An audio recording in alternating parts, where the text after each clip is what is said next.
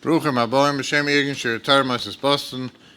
We'd like to welcome everyone who was Mashiach to come in person tonight and everyone who's joining us on the phone and online. Bruchim Aboim. We'd like to give a big shekerach to Mr. and Mrs. Yitzchak Klug for their support for tonight's Shir Lili Nishmas. Aveseyim, Ramosha Pinchas, Berem Dov Halevi, Elav Shalom Ziertzai Zayin Elul, and Tzvi Moshe, Berem Shalom Yaakov, Elav Shalom, Hashi Jacob, Tenish B'Seim Tzura B'Tzarachayim. Rabbi said, I just want to remind everyone and inform everyone who didn't notice the change in the schedule for Wednesday.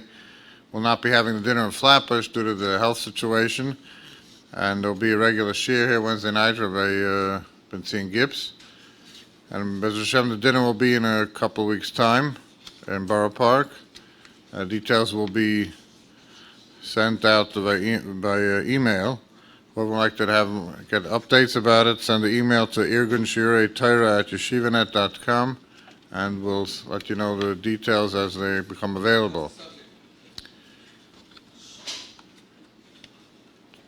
The annual dinner is Irgun Shirei Torah is one time a year where we have a fundraising event to help with the expenses of the Abatzas Torah worldwide throughout the year. It's a perfect opportunity to put an ad in the journal, which will be published for the occasion to honor the Rabbanim which year we've enjoyed and have a chelik in Abatzas Torah of Irgun Shirei Torah worldwide throughout the year. There's also a couple of shiurim remaining in the summer program. There's still sponsorship opportunities. Call Irgun Shirei Torah at 718-851-8651 or email tapecenter@yeshivanet.com for these great Abatzas Torah opportunities. Tonight we have the cover to have with us once again Rabbi Yaakov Zev's Mishlita Magachir Irgun Shirei Torah, Ms. Benish Colin Stolen, on Frumkeit versus Krumkeit. It's my cover to call in Rav Smith for tonight's shir.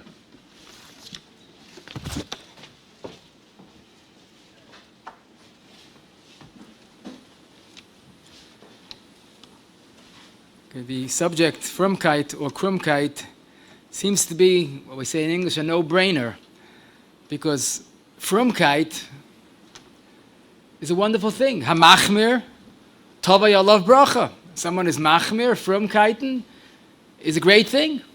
In fact, as the Meshech Chochmah points out in Parshas Boi, Klal Yisrael were worthy of redemption in Mitzrayim only because of Chumras. Shaleishinu Shmam, L'Shainam, Malbusha, they didn't change their name, their clothing, their language. There wasn't really halacha and issa. They went the extra mile, and because of a chumrah, they were worthy of the geula. So obviously, Frumkeit are a wonderful thing. Krumkeit is a word that's hard to translate. Krumkeit, from the word krum, is a lot worse than crooked. It's more like warped, or a person, when I was growing up, they said sometimes Frum is the Rashi Tevis, Fil Rishis Veinig Mitzvahs, which means full of Rishis and very little mitzvahs. Krumkeit is the very antithesis of Frumkeit. So, what kind of question is it? Frumkeit versus Krumkeit? And yet, you'll look into Chazal, and you'll see how challenging this subject really is. Because yes, as the Meshech Chochmah told us, Yidden were worthy of Geula of Mitzrayim because of Frumkeit. But you know something that's equally true? The Churban Bayis Sheni came about because of a Frumkeit. You probably remember the Gemara. We learned it not so long ago.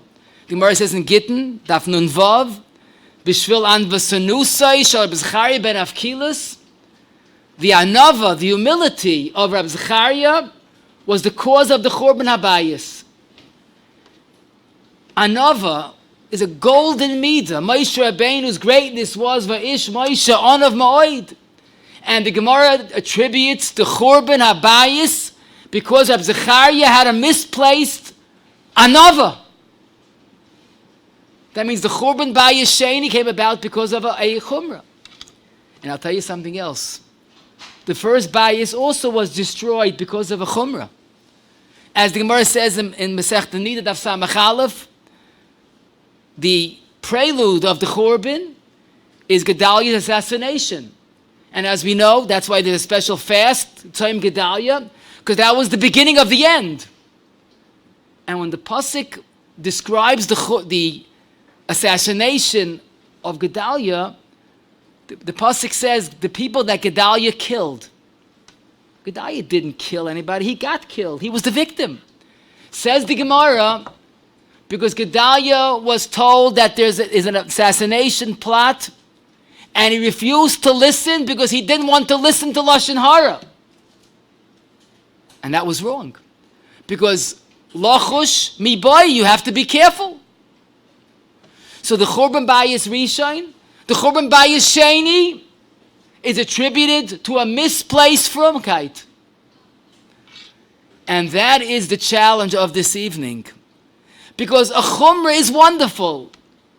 But the problem is, how do we differentiate? Where do we draw the line between Frumkeit, which is the cause of our Geula, or a misplaced Frumkeit that really, in essence, is a Krumkeit that is so devastating, it caused Churban Bayis Rishon and Bayis Sheni?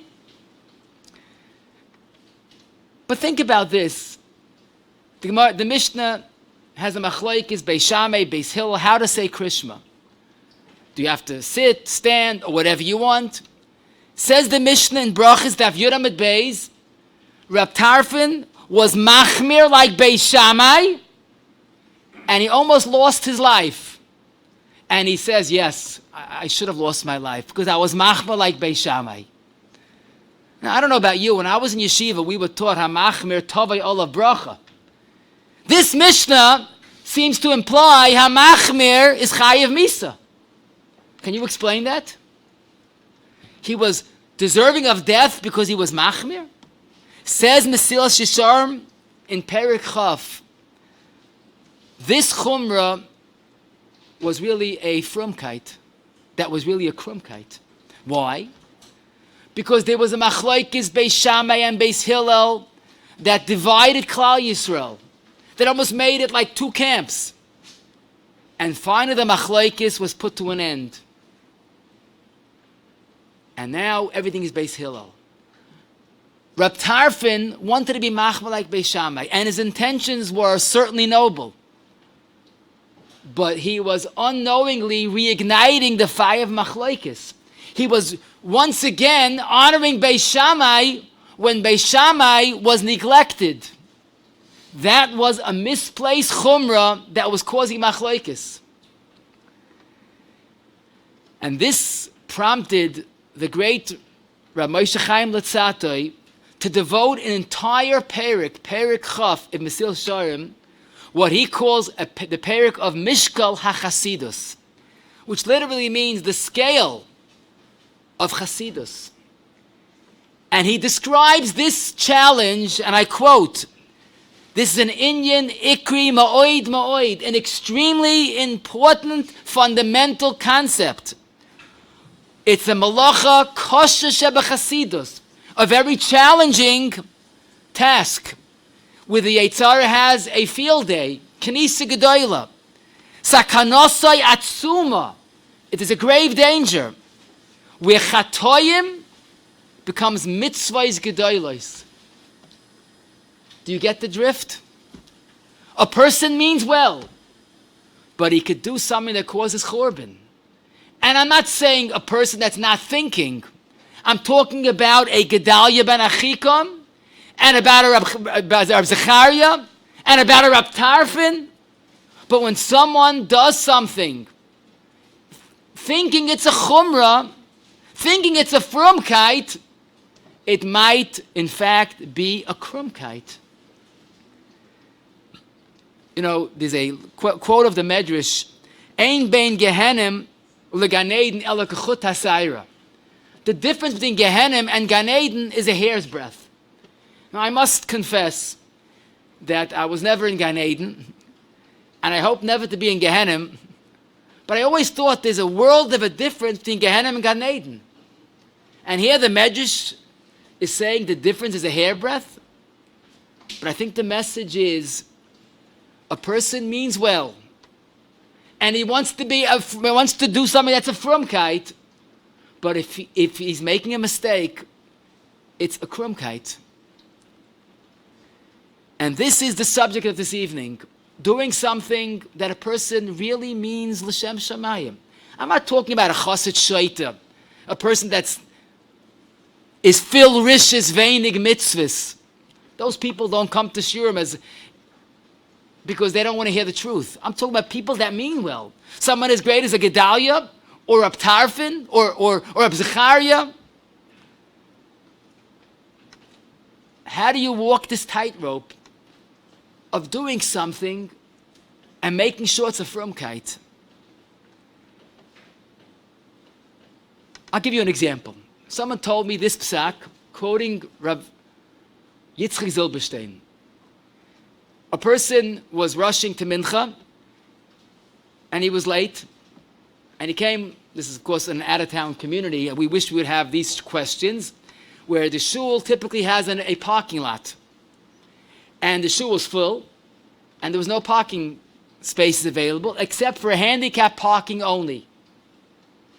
So he quickly reasoned, I'm late enough as it is, I got to daven mincha, tefillah b'tziba, and I'm the late Mr. So-and-so, but the handicapped person is not late. He comes early. There's very little chance that a handicapped person will need this spot for mincha. Let me just park there, daven mincha, and I'll pull out. Again, there's a very remote chance someone is going to need this parking spot. So he did that. And he parked in the handicapped only parking, went to daven mincha, came out, and he started thinking, maybe I did something wrong. It says handicap only, I'm not handicapped. So he asked Rav Chaim Kanievsky, and Chaim Kanievsky said he should daven over mincha. I told this person, I can't believe that story. I don't doubt what he did was wrong, because you're not handicapped. But you have to daven mincha over? So he said, I saw it in the safe. I said, well, please fax me or email me the copy of the sefer. And the sefer was my introduction into Mishkal HaChasidus. Rab Chaim said this psak, but he said one clause. You're probably a yaitza, but your Shemay Esrei didn't have the potential that it's supposed to have because you did something wrong. Do you think the Rebbe Shalom appreciates a Shemay Esrei that was done through something that was less than perfect? That is Mishkal HaChasidus. You want to do a mitzvah, you want to daven mincha, it's wonderful. But at whose expense? But let me give you a mashal. I hope this doesn't sound familiar, but I'm afraid this has to be mentioned. Because in our community, we have no parking in shuls. But how about the very disturbing reality when you want to pull out your car from your private driveway and someone blocked your driveway because he had to park to catch mincha? Does it sound familiar? Or how about when someone double parked on Avenue J on a short Friday afternoon and there's around 7 cars honking and waiting to move, but he's not there because he went to buy something, l'kavod Shabbos. Does that sound familiar? It's the same problem. He's doing a mitzvah. He's shopping l'kavod Shabbos, but he's not thinking of others. The Rebbe Shalom wants mitzvahs that are pure. A mitzvah that hurts someone is tainted. Now, Rab Chaim mentioned a Sefer HaChasidim. The Sefer HaChasidim has a similar question. Someone took a siddur without permission and davened from it. So the Sefer HaChasidim, that's one of the Rishonim, Yehuda Chassid, ruled that he should daven over b'toras nedava because your Shemay Esrei was tainted. You did something wrong to do something right. The power of the tefillah was sullied. That could be, but obviously the person didn't consent. But the point that I'm trying to bring out is, when you do a mitzvah, it can't be at someone else's expense. Or to use the more familiar term, you can't step on someone's toes.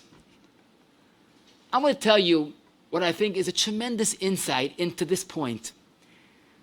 Moshe Rabbeinu's greatness was a noise ba'oil, how he pained with the Tsar of Klal Yisrael. He was brought up in the lap of Malchus with Basia Bas Parai, but he couldn't bear the pain of his brothers that were suffering. And finally the moment came that he was waiting for. The Bereshit says, Moshe, time to go. You are going to redeem Klal Yisrael. Did Moshe jump at the opportunity? You remember Chumash? Moshe refused.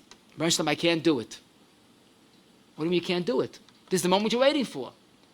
Says the Medrash in Shmais Rabbah Gimel Tezayin, Moshe had a problem. If I'm going to redeem Klal Yisrael, my older brother Aaron will feel slighted that I'm taking center stage and he's neglected. I don't know about you, but the Bereshit tells you to redeem Klal Yisrael. This is the pekuach nefesh of entire Klal Yisrael, and you're worrying about Aaron's feelings?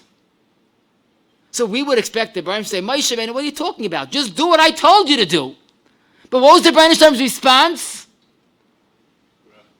Moshe Rabbeinu v'racha v'samach b'libai. You underestimated Aaron's greatness. He will not be envious of you. He will be proud of you. That means the Rebbeinu Shalom essentially agreed to Moshe's assumption that if indeed Aaron would feel slighted, then Moshe would be unable to complete his mission. Because a mitzvah can't hurt someone else's feelings. Or better yet, Moshe understood with his pure heart that it can't be the Ratzon Hashem that I should redeem Klal Yisrael if my brother Aaron will feel bad. And the Rebbeinu Shalom agreed. But you underappreciated Aaron's greatness. That's Bein Adam LeGeula. Moshe was willing to delay the Geula, and Moshe was willing to forfeit the schus of redeeming Klal Yisrael because someone else's feelings are primary. And that is rule number one in Mishkal HaChasidus. We have to glorify Bein Adam L'Chaveroi. We are enamored by the concept redeeming Klal Yisrael, and it's wonderful. But what about the feelings of someone else? You know, Rapam, when he would speak about this subject often, he would make it very real. He said, you have a question, nem tarois the Mishkal HaChasidus. There's an imaginary scale. Weigh the options. And he said, sometimes, you want to bake a cake. So, you have a cup of flour and a cup of sugar. So you approximate. Well, it might work and it might not work. You put too much sugar and it's too sweet. Less, not so sweet. So it's much more advisable. Take out the measuring cup and measure it. So he would say, when you have a question, take out the Mishkal HaChasidus, this imaginary scale, and measure the pros and cons. And I would like to give you my own example, but I think it speaks volumes of my point. The first Belzer Rebbe, he became Belzer Rebbe, came from a family that were not Hasidim. He was once sitting with his mother by the Seder. I'm sure there were Hasidim there. And his mother ate gebraks. Again, he was the first chassid in the family. His mother was not a chassid. So she put matzah into the hot soup on Pesach by the Seder in front of all the chassidim. And when she finished eating her soup, she shifted it to her son. Now you enjoy it. Now I don't have to tell you, chassidim don't eat gebraks. It's more closer to Yarg Vayavr than eating gebraks. And what would the average person do when he's offered some gebraks on Pesach? I think the average person would take the soup and the mother and throw them both out the window. But the Belzer Rebbe was not an average person. You know what he did? He ate the soup. And when he was asked about this bizarre behavior, he says, what's the shaila? Gebraks is a minig, albeit a heilige minig. Kibbut Aveim is still a deraisa. You know something? That is the most logical approach that a person could make. But herein lies the rub. Because if you think and you weigh the options, it is self-evident. But if a person is rash in his response, if he's not thinking, he'll say, Gebrats, I'll tell my mother, I can't, I don't want to eat it. You're making your mother feel bad. Just weigh it. Weigh the options. Keep it over aim. It's a superpower. Gebracht is a heilige minig, but where are your sense of priorities? Because Torah, if I have one word to describe its essence, is ne'imus. Duracheha darchei noyam. And that's the litmus test. Is this the Ratzon Hashem? Is this Torah? Is it ne'imus? You know, it's amazing. Daf Yomi will soon learn Masechta Sukkah. The Gemara is unaware what exactly is the identity of this Kapos Tamarim. Doesn't say the word lulav in the Torah. Kapos Tamarim. Fragtima, maybe it's kufra, a different species.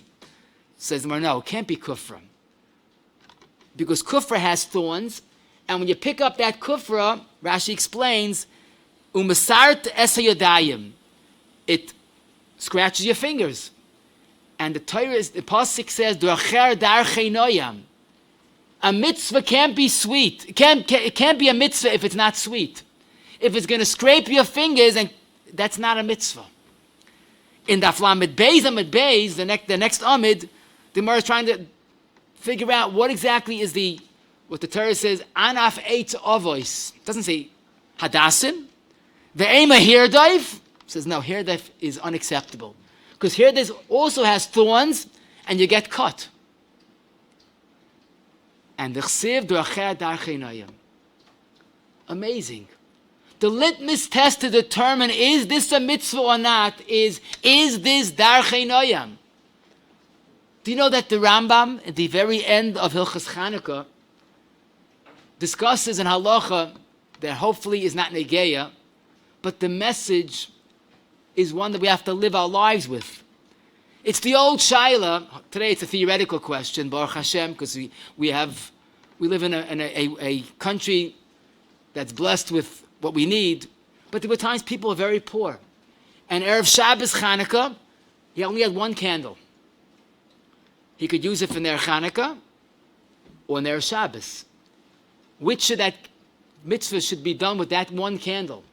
Don't forget, Ner Chanukah is Pesumei Nisa. A person has to sell everything for Pesumei Nisa. But says the Gemara Masechta Shabbos, and the Mechab has a whole siman, devotes a whole siman for this halacha. Ner Shabbos goes first. Because Ner Shabbos is Shalom Bayis, and Shalom Bayis takes precedence over the concept of Pesumei Nisa. And the Rambam, in the end of Hilchas Chanukah, codifies this as normative halacha, and he concludes Hilchas Chanukah with the famous statement that I quote, Godol HaShalom, great is peace, Kol HaTorah nitna lasei shalom ba'olam. Kol HaTorah, the entire Torah, from Bereshit until any Kol Yisrael, was given to promote and maintain shalom. Shenemar, D'Rachel Darchei Noyam, V'chol Nesivay Seha Shalom. That's an exact quote of Lashon HaRambam. Torah was given to make peace, not to disturb the peace. And that's why I think the essence of this great midah of Mishkal HaChasidus, of Frumkeit, is when a person thinks before he does something. When you think, then you get the right perspective. I'll give you another example. Someone told me he was there by this story, by the old Skver Rebbe Zechayno Levracha. As we know, Skver, by them minig Yisrael is Torah, them Moised Nefesh, every minig, every nuance of minig. And the minig is that when a Yom Tov, when they say Yiskar, they don't sing Kakeli. There was one Yom Tov, they said Yiskar, and obviously the Chazan did not know this minig and started singing Kakeli. A blatant violation of minig Skver. And they were certain the Rebbe would make some type of a comment, we got to stop, this is not the minig. He let it go. So after someone approached him and said, Rebbe, what happened to minig Skver? So the Rebbe's response, and I quote, Minik skver is nicht zu verschämen a Yid. Minik skver is not to embarrass someone. If I would say something, then we'd feel very embarrassed. He would feel foolish. That's the minig here. Now, let me ask you a question. What would the average person do? No, no, no, no, no. Stop, right? He'll say, what? No, no, no. So, you embarrass him. Now, what happens if you sing Kakeli? I don't think the world would come to an end. But if you stop someone from singing Kakeli, you're embarrassing him. Isn't it obvious? Let it go. And do you know that is a Mechaber in Shulchan Aruch, the Torah in Shulchan Aruch in Kuf Mem Beis and Arachayim quotes the opinion of the Seif HaManik, one of the Rishonim, that a Balkar that makes a mistake, don't correct him. Rely on the sheet of the Rambam, that a mistake is not ma'akiv. I know Bali Kriya loved that Seif HaManik, but we don't paskin like that, and we do correct the Bali Kriya. But the message is so powerful. Mini Klal Yisrael is don't embarrass another person. You know, I told the Bachram, imagine you walk into your dorm room and Shabbos morning, and your friend is flipping on and off the light. You say, hey, what are you doing? He goes, don't worry. What do you mean? Why are you putting light on and off on Shabbos? He goes, I'm doing L'Shem Shemayim. So you say, listen, stop this L'Shem Shemayim and don't put the light on. You know, go learn L'Shem Shemayim, right? But you don't put light L'Shem Shemayim. Why do people hurt other people's feelings, L'Shem Shemayim? Do you know the Gemara speaks about Penina and Chana, two sisters that loved each other? And Penina wanted to evoke Chana's tefillah. So Penina taunted Chana about children she didn't have. And the Gemara says that Penina was punished terribly. Although the Gemara testifies that Penina L'Shem Shemayim niskavna. She was certainly doing L'Shem Shemayim. But when you hurt someone's feelings like you're putting your hand in a fire, that's Mishkal HaChasidus. Don't hurt someone's feelings. Moshe was willing to delay the Geula because of someone else's feelings. And that's step number one. To glorify a Zehirus in Bein Adam L'Chaveroi. We are taken aback by the concept of a minig, which is great, about an halacha, but why don't we feel a satisfaction when I am being machmir in not hurting someone else's feelings? You know, someone that I know very well told me he himself asked Rabbi Yaakov Zev Segel, the Manchester Rosh Hashiva, the Manchester Tzaddik as he was called. He got married, and the way the Mishnah Berurah said, that's halacha, you're supposed to wash negav asa by the bed. But he noticed when he washes in the morning, he wakes up his wife. What should he do? And the Manchester says, you know, I also wash by the bed, but if it disturbed my wife, because I woke her up, I would wash outside of the room. Now, the Manchester Yeshiva was very frum, but he drew the line between Frumkeit and Krumkeit. He said when his wife passed away, she passed away at a young age, he resumed washing by the bed. But think about it. I also wash by the bed. My wife doesn't wake up, Baruch Hashem. But it's page 1 of Mishnah Berurah, right? Siman Aleph, first page of Mishnah Berurah. But does that justify waking up another person? Think about it. It's simple. But that's the problem. We don't think. And you know, I once said, you know, a lamdin develops a theme, one yesod, and he can answer 2 questions, 3 questions, 4 questions, because it's a very powerful yesod, and it answers one question after the other. I'm not a lamdin, but I can tell you one yesod that will answer probably hundreds of questions. And I have no copyright. You could take it and you could use this yesod. It's a question that will answer the most difficult questions. It's an answer that will, all the questions you have in life will be answered. Watch this. Someone is waiting to take his child to yeshiva, 7 o'clock in the morning. The boy is late, so he says he's going to be late for davening. So he starts honking the horn. Now, you're wondering, Rabbi Yid, do you know it's 7 o'clock in the morning? Do you know you're not living on a desert island? Do you know that you're waking up people and you're honking the horn? Yeah, but my son's going to be late for davening. He's going to miss brachas. Rabbi Yid, you're waking up other people. What are you thinking? You know what the answer is? He's not thinking. Watch this. Why did that person double park Erev Shabbos on Avenue J? Doesn't he know that the 7, 8 people that are waiting to move are also rushing Erev Shabbos? What are you thinking? Guess what? You know what the answer is? He's not thinking. Why did you double park and block someone's driveway or block someone's car? Because you have to go to have mincha. That's very nice. What about the other fellow? What's he thinking? He's not thinking. Someone that's sitting by a chasana and he makes a good joke and everybody laughs except the person that the joke was made about. So Chazal called that mal b'nechaver b'rabim. But he says, I was just joking. Come on, take a joke, right? What are you thinking? You know what the answer is? He's not thinking. Someone makes a snide remark and his wife feels hurt. Come on, don't be so sensitive. What are you thinking, right? Your wife is sensitive. Why'd you say that? What are you thinking?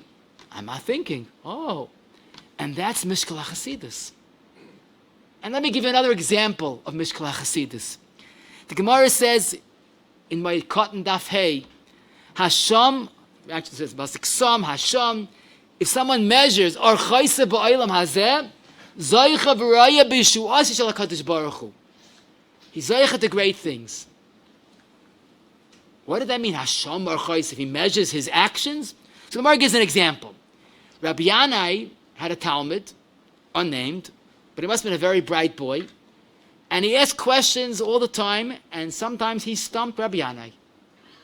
But Rabbi Yanai's delight to have a good Talmud. So every day he asked a question, Rabbi Yanai didn't know the answer. Good, Rabbi Yanai didn't mind.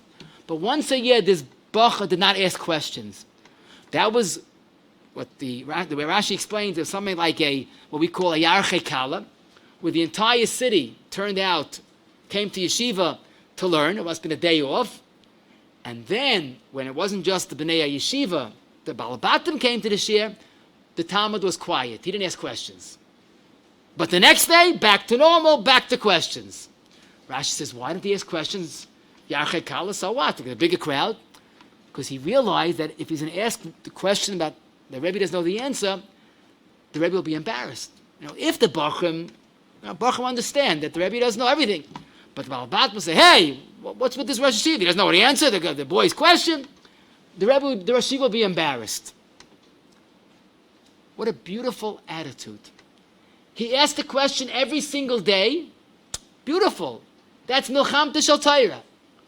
But today, you're going to make the Rosh Hashiva feel bad. Yesterday and tomorrow, it's a magnificent mitzvah. But today it's wrong because you're hurting someone's feelings. That's Sham or Chaysa Ba'olam Hazeh. A person thinks, and it's obvious. Well, let me give you another example. A younger man came to Rapam, Zechaynu Levracha, once. He had a dilemma. He's making a bris tomorrow. So Rapam says, Maldav, what's your dilemma? Because I only had one baby, boy, and both grandmothers lost their husband that year, and they both demanded the baby should be named after their husband, the boy's great-grandfather. And they didn't want to combine names. And they both decided they're getting the name, and tomorrow's the bris, and no one's relenting. What should I do? I can't give two names. I don't have twins. What should I do? And no one's giving in. Pam says, tell me the story. And he listened, and he felt that grandmother A had rights. She says, give me the phone number of grandmother B, and I will speak to her. And he spoke to her. And he told her, it's probably a schus to name after your late husband, but I guarantee you that it's a great schus if you prevent machlokes. You'll get a different name. Please let your grandson name after the grandfather. It's a bigger schus for your husband's neshama. That was the end of the conversation. A few days later, Rapam met the younger man and says, no, how did the bris go? He says, I had such problems. What was the problems? Because grandmother A found out about what the Rosh Hashiva said, and she wanted to give up the name for grandmother B. And they were fighting who gives up the name. a beautiful story, a true story, but a simple story. Does it say in the Torah that if you name after a deceased person, it's a schus for the neshama? No. Is there a schus? I'm sure there is, but it's not a deraisa. It's not a derabbanan, it's a schus. But the Torah was given, Lasoi Shalom Ba'olam. Shenema Dracheh Darchei Noyeh V'chol Nesiv V'Isei Shalom. So by giving up a name to promote Shalom or maintain Shalom, that is the quintessential Kol HaTorah Kula. It's as simple as that. And you know something? After you hear the story, you say, hey, why didn't I think of that? You know what the answer might be? Because you don't think. But if you think, the decision is clear. I could only tell you my personal pain. I deal with Baruch and Yungalite. How many beautiful simchas were disrupted or sometimes destroyed because they were fighting about these type of things. A baby is born, a wonderful simcha, but there's a machlaikis. Who gets the name? Who's the sandik? Who's the kvata? How many chas and cows went down to the chuppah amidst the machlaikis? Who's Masada Kedushin? How are we going? Two fathers or father and mother? Do you know, someone called me, I couldn't make up the story. A night before the chasana, and he says, Mama, she was crying, that we're not having a chasana tomorrow night. I said, what happened? Because they can't decide if they're going to have the chassan and kala on one table, one head table, or one head table for the chassan and the man, and for one for the women and the kala. And no one wants to give in. He wants chassan kala, he wants chassan separate. Imagine a chassan king, he's thinking about a chasana tomorrow that might not happen because people are fighting. What are they thinking? They once said, Rabbi Yaakov Kamenetsky, what's his minig about interfering when you go to the chuppah? Did he go with his rebbitzin or did he go with the mechutin? Two men or a father and mother? He said, 3 children I did like this and 3 like that. So someone said, what kind of minig is that? I did whatever the other side wanted to do. Isn't that a beautiful minig? Isn't that the minig of Klal Yisrael? To promote Shalom?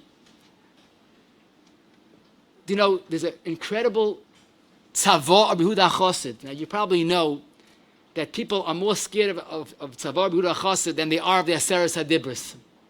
You know, those few things about similar names or closing up windows, closing up doors, these type of things. In Siman Nun Aleph of the tzavor, I quote, Yehuda HaChassid said, don't name a child Yehuda or Shmuel, which is very strange, because Yehuda HaChassid's name, as you could probably figure out, was Yehuda, and his father's name was Shmuel. So why should he tell his children not to name after him or his father? And indeed, the Marsha is quoted as one saying publicly, I am an Einikel, Yehuda HaChassid, and my name is Shmuel, Marsha, Shmuel Idlis. My father's name is Yehuda, and it was only said for the immediate generation that followed Rabbi Yehuda HaChassid, but not for all posterity. But it still doesn't make sense. Why doesn't he not want to name after him? So Rabbi Zalman Auerbach wrote in a tshuva, and I quote, Rabbi Yehuda HaChassid was a very perceptive person, and he realized he's not living forever. One day he's going to die. And a baby is born. A grandchild, Yehuda HaChassid. What's the name going to be? Not Rabbi Yehuda HaChassid, because it's the other side's turn to give a name. You know, they switch off the boy. Now, this is the paternal grandfather. But now it's time to give the maternal grandmother has the name. And she wants to give after her husband. What? You're not naming after Yehuda HaChassid? It's during the Shloshim or during the Shana. How could you not do that? Oh, it's going to be a machlaikis? Yehuda HaChassid says, you know what? Keep me out of the picture. Not me, not my father's name. Says Rabbi Zalman Auerbach, if so, how careful we have to be when it comes to these things, not to make machlaikis. It's so simple. It's so obvious if we think. A birth of a child, a chasana, a time of simcha should never be a time of machlaikis. And the greatest schus, you could quote me on this, I think this is Emes Lamita, is when a person is mavata. Because the Gemara says in Masech the Rishonah Daf Yud Zayin, Kol ha'maval midoisav mavirin al kol pshav. The Gemara says a story about someone that was supposed to die, and he was given extra years because he was mavata. If we could say the Baruch Shalom has a superpower, you know what the superpower is? Being mavata. Mavirin al kol pshav. This is simple things, but the basics of Yiddishkeit. I'll give you another example. It's a simple example, but again, once you get the train of thought, it becomes your way of life. Rabbi Zalman Auerbach was about to make a bracha on the trees during the Chodesh Nisan, and someone said, "Stop, 1 second. There's one fruit tree in this backyard, but around the corner there's a backyard that has 2 fruit trees. And it's quoted that there's a hiddur that make a bracha on 2 or more trees. And this is only 1 tree. Around the corner you have 2 trees. Let's go around the corner." So Sam Zalman says, "Thank you very much, but this tree has a special hiddur." So the fellow asked, "What's the hiddur? I don't see it." He goes, "You know who owns this house? It's an almana. Take a look, the window behind me. She's looking out the window, right? When she waits a whole year for me to make a bracha on her tree, I think it's a bigger hiddur to make an almana happy than having 2 trees." Now, was any sane person disagree with that assumption? 2 trees is a hiddur. 1 tree is also good, but 2 is bigger. But to make another person happy, especially an almana? And how about for those that are zeicha to have parents?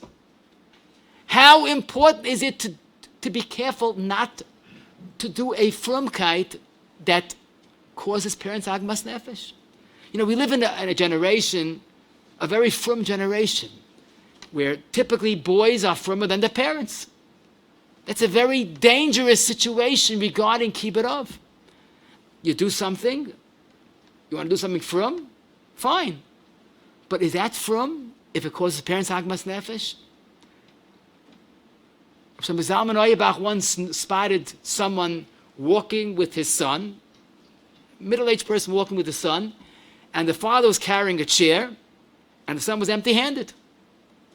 And he right away understood, because the son decided to be machmir and not to carry in the Erev. We're not talking about a questionable Erev, it was a kosher Erev. But the son had a chumrah not to carry in the Erev. And he said it bothered him so deeply that he devoted the whole shmuz in yeshiva. He says, I saw a horrific scene. Because of a chumrah, a boy makes his father carry a chair. Now, do you hear the sensitivity? I'm not talking about a case where there's a suffix if the Erev is kosher, but a misplaced chumrah. And I'll tell you something, I think it's a statement that will shed enough light that we can move on to another part of this year. But the Chidah in Shirei Brach, his notes on the page in Yeridei Simin Reish Mem Aleph, Hilchos Kibbutz, the Chidah quotes a Zoya that asks a very painful question. The Mama Rachel Imenu, was not Zeicha to much nachas, my children. She didn't even see Binyamin. She died in childbirth of Binyamin. Yosef, she didn't see going to the chuppah. Why was the Mama Rachel denied nachas, my children? Says the Zoya, because she caused her father Lavan agmas nefesh when she stole his avodah zarah. That's what the Zoya says. So I learned this, and I learned it again, and I couldn't understand it. Rachel meant l'shem shemayim, and she did something very important, preventing her father from doing avodah zarah, and she's punished for that. So I asked for Pam Zechariah Levracha. He says, Avada, certainly this is a situation of tzaddikim medagdim chut asayra, but I think there's a very practical lesson. He said a few Yiddish words. Was it enough ois gecheshben? Was it durchgetracht? Was it really thought out? Was it really the right thing to do? Because had she stole the avodah zarah, and Lavan would learn his lesson, and wouldn't do avodah zarah, no, it's worth it. Just like when Avram destroyed Terach's avodah zarah, Terach became Baal Tshuva. So it had an impact. It was justifiable. But with Lavan, that wasn't the case. When Rachel stole Lavan of Avodah, what did he do? He went to the local store and bought a dozen more. So she hurt his feelings, and it didn't accomplish anything. What a profound appreciation of what it means hurting a parent's feeling. Rachel meant 1,000% l'shem shamayim. But to cause a parent agmas nefesh, if it's not justifiable to the nth degree, you're playing with kabidas avicha v'esimecha. You know, I once added to this, if you talk about a person in history that was the ultimate madman, a monster uncontrollable, it was undoubtedly Esav. This Esav was an unstoppable monster. The day of Bar Mitzvah, he did the biggest Averis.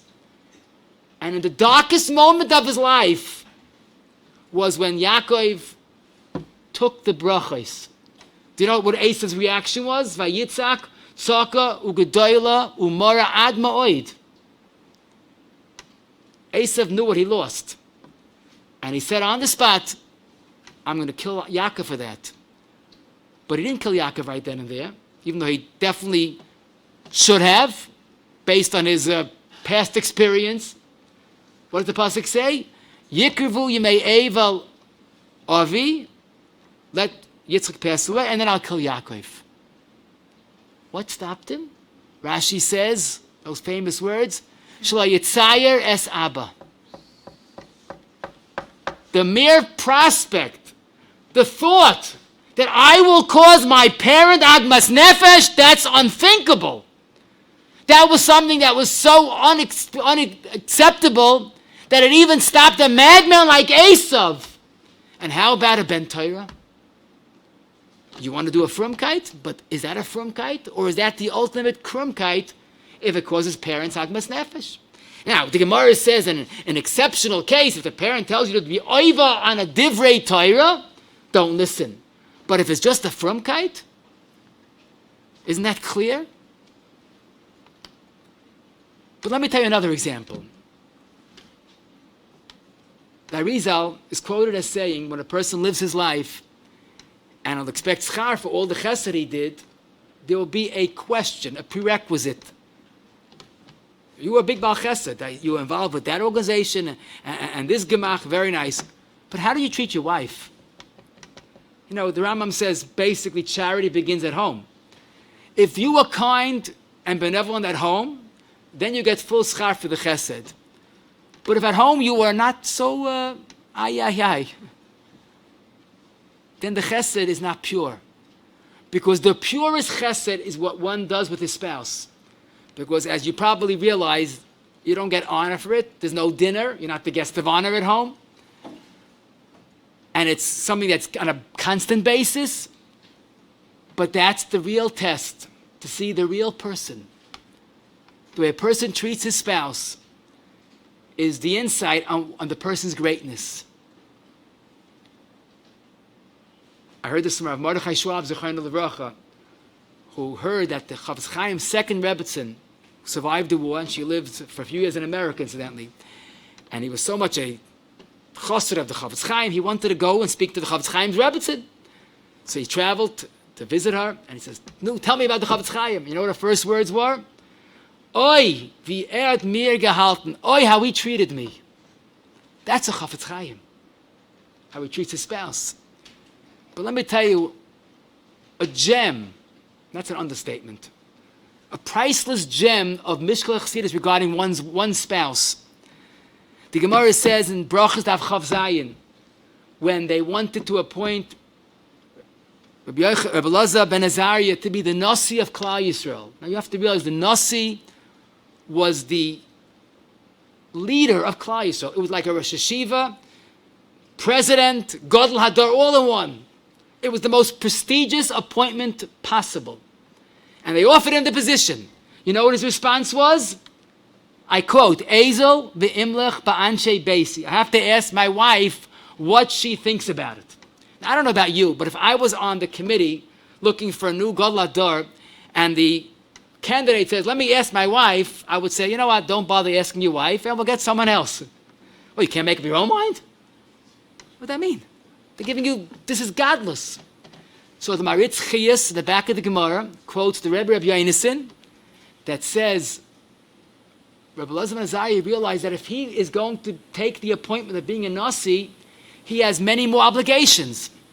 And who will inevitably suffer from his absence at home, from his busy schedule? It's his wife. You don't become a Nasi in Klal Yisrael at someone else's expense. Let me first ask her if she's willing to do it, which of course she did. And then he accepted it. What a brilliant insight. We will be so overtaken by the glory or the schus of being a Nasi, but Rabbi Elazar ben Azariah saw that he is affecting his wife's happiness, and nothing justifies that. Because kol ha-Torah nitna l'aseh shalom ba'olam.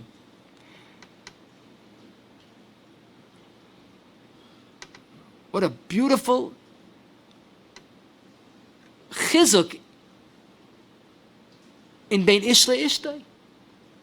The Stipler, when he would make a kiddush because he was given Chassan Torah and Chassan Bereshis, he would insist that he has to wash the dishes that his wife used to make the kiddush. Because if you're doing it for me, so I have to wash the dishes.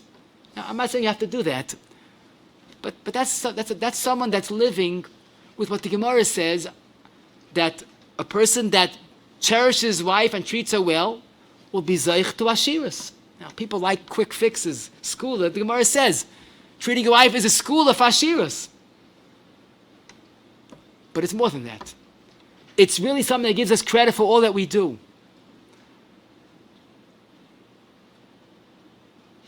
And I'll give you another example. And again, each one should be a thought for itself, but it really impacts one after the other.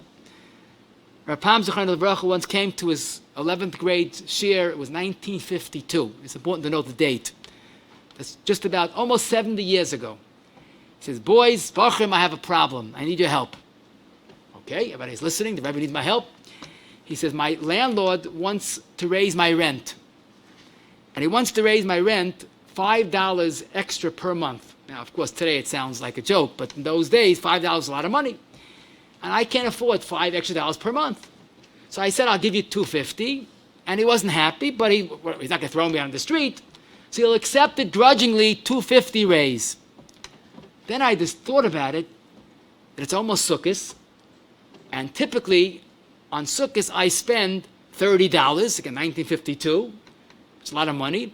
I spend $30 to buy a Dalet Minim set. This year, maybe I should not buy Dalet Minim set. I should use the shul's Dalet Minim. Today we rarely see that in shuls, but it was, in every shul had a Dalet Minim set belonging to the shul. And I realized that I saved $30. I could give him the extra $250 per month that he wants. $250 times 12 is $30. And he'll be happy. And I'll be Yitzhak Mitzvah with the shul's Dalet Minim. What do you think is the right thing for me to do? Tell me tomorrow. And he dismissed the class. Tyra Yidin, how would you answer that question? I should use the shul's Dalet Minim. I shouldn't buy my own? Esrig represents the heart, and I want to have a good heart. Great. But let's take out the Mishkal HaChasidus for a moment. He wants a raise, he's entitled to a raise, and you say, I can't do it. He's not happy about that. What's he going to, but he's not going to throw you into the street. So you're talking about maybe a little of a gzeila, certainly causing hard feelings, and you don't want to do that. You don't want to give him the extra money because you have to buy Dalet Minim. Are you Yitzhak with the shuls? Is it a good esrig? Which is the bigger hiddur? The hiddur of an esrig or the hiddur of Choshen Mishpat? Or let me put it a little more bluntly. The esrig represents the heart, but by not giving the raise, you're hurting a human heart, not just a keneged halev. How many times do people have sichsuchim, run-ins about a few dollars? But I'm right, or I think I'm right. Why should I give in? Isn't that a hiddur in maintaining shalom? How much do you spend for your dalet minim? Today, a few $100. How much did you spend to prevent machlokes? Especially when it's talking about a choshen mishpat. You know, we live in a very frum world. Everything is mahajin and glat kosher, and it's yoshan, and it's chassidish shchita only. I'm still looking for litvish shchita. But everything has to be just a perfect in ruchnius. Let me ask you a question. Why don't we feel an attraction to a hiddur in choshen mishpat? At work, with a worker, with a neighbor. I was once talking with Rebelski Zichrono Livracha about a certain issue, and he literally was crying.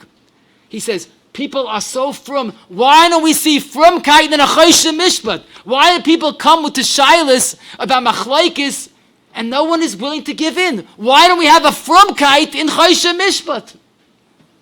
Isn't that true? Isn't that a very valid point? And Re'ez Apella, the Rambam at the end of Hilchas Payalim speaks about the prototype worker, Yaakov, how Yaakov was devoted in every situation. And Yaakov becomes the symbol of a Jewish worker. And the Rambam says, V'kach osa Yaakov hatzadik. Now, we were brought up in yeshiva, Yaakov Avinu. Now, I'm not saying Yaakov wasn't a tzaddik, but that wasn't his name. Yosef HaTzadik I heard of. Yaakov HaTzadik. And why one place in the end of Payalim, the Rambam calls Yaakov HaTzadik?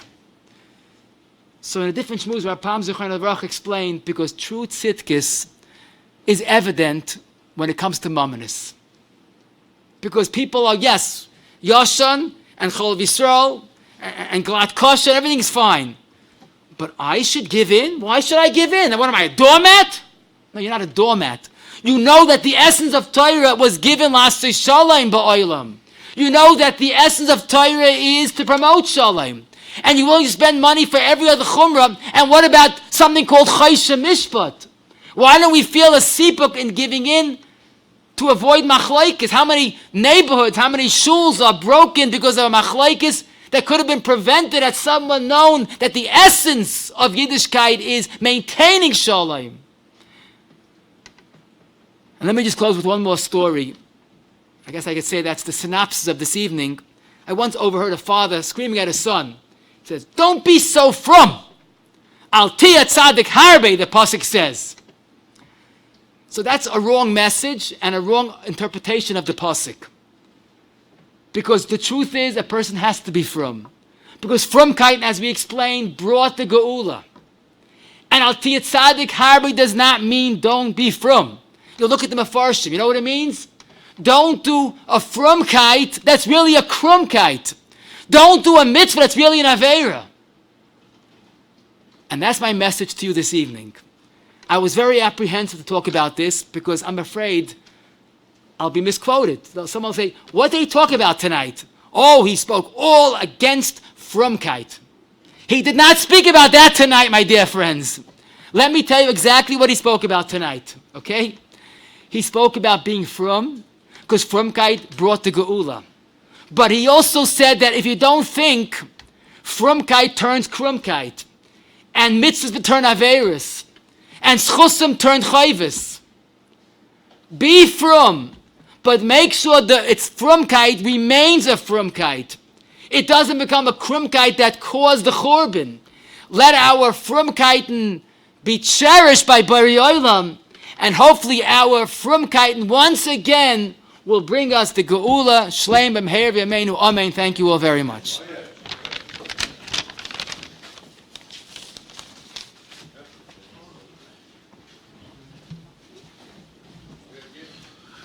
Shem Egan Shir Termas is busting like a big Yeshakirch to Rabbi Smith for their inspiring Joshua, like a big Yeshakirch to Mr. and Mrs. Yitzchak Klug, the support of tonight's Shiva the Nishmas of his Samer, Moshe Pinchas, Ben Dova Levi, and Moshe and Shalom Yaakov, Shalom Rashi Jacob. On both sides, if you didn't hear in the beginning of this year, the dinner that was originally scheduled for Wednesday has been postponed for a couple of weeks. It'll be in Borough Park, Bezos Hashem. But meanwhile, Wednesday night there'll be a shir here of Benzine Gibbs will be saying a shir on technology and Hochah Shabbos. And we would like to have the great schus of Abbas Torah Rabbim by putting an ad in the journal that will be published in honor of the event or sponsoring one of the remaining shiurim. And have a chelik and Abbas Torah worldwide of Irgun Shir Torah throughout the year. Call Irgun Shir Torah at 718-851-8651 or email irgunshirtorah@yeshivanet.com. Meshakach to everyone for coming. Kananya ben Akashim and Otzak HaKadosh Baruch Hu l'Zachas es Yisrael. Fikir Hebron Torah Mitzvah Shenem Al Nech Chofes Amalzitka Yagdul Torah v'Yadeh. Skadol v'Skadol Shmei Rabba. Nomo Gachus Yamach Malchus v'Yashu Kohen Skadol Mishise. Ayay can make him hide on base Yisrael back all of my Kadol Amen. Shmei Rabba Kohen Kohen Domain. Kodach v'Stabach v'Stabach v'Stabach v'Snasre. Sadov v'Sadov v'Sadov v'Smadikut Shavrichu.